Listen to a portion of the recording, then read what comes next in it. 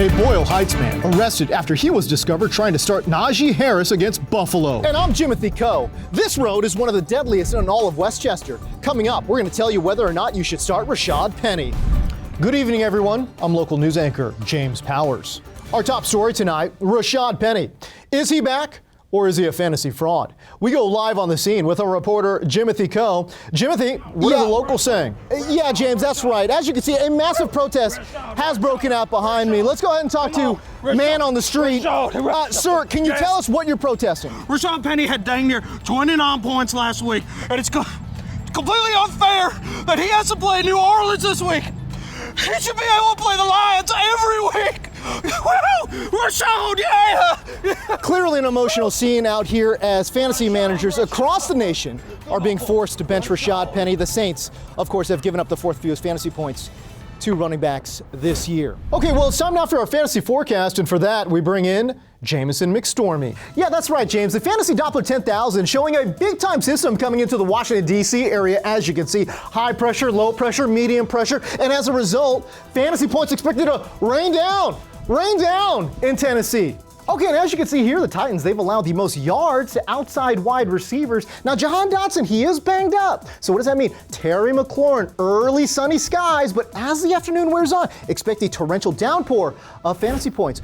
Coming up, he's a 12-year-old rot golden doodle mix. After the break, you're going to meet Roxy, our pet of the week, with a fantasy football sleeper you don't want to miss. Breaking news, there are reports that the Hollywood sign is on fire. That's where our very own Jimothy Coe is live on the scene with live team coverage. Jimothy, what can you tell us? Yeah, James, we're actually talking about Marquise Hollywood Brown, who has been on fire in fantasy football recently, averaging 24.4 PPR points per game over his last 2 games. Now, this was a feel-good story that quickly turned dark. Take package. An area man was devastated to learn that Hollywood plays Philly, and the Eagles have allowed a 50% catch rate and the 6th fewest fantasy points to outside wide receivers. No! Why? And Brown is now facing a 1-week sentence on fantasy benches across the nation. Okay, well, we go to sports with Jimbo Cobalt. Small talk. Football. Catchphrase. Stats. Other sports. Kablooey. 5 seconds of women's sports. Back to you. In Carolina. Now bring a jacket, but you can start DJ Moore. Highs of 11 targets last week. Unfortunately, lows of Baker Mayfield. Now, expecting sunny skies here for Darrell Henderson. The Rams, they do need to run the ball more. And of course, Dallas giving up 4.8 yards per carry to opposing running backs. Thunderstorms in the desert as Kyler Murray's low points versus Philly could shock you.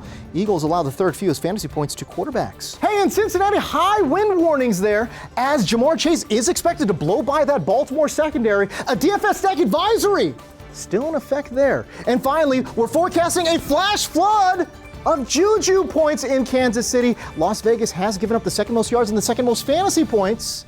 2 wide receivers lined up inside. Coming up, it's something you do every day, and it could kill you. A FZNN exclusive investigation.